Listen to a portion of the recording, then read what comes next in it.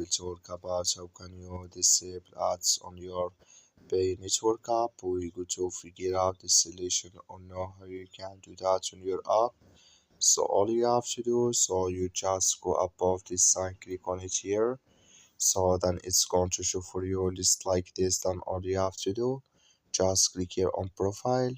So when you just click on profile, it's going to take you to this list here. Then all you have to do, so you just go down here, then you come here to ads, click in this sign or this color, then like you see, so then you click here on keep enabled here. So that in here ads, it will go to disable with you here.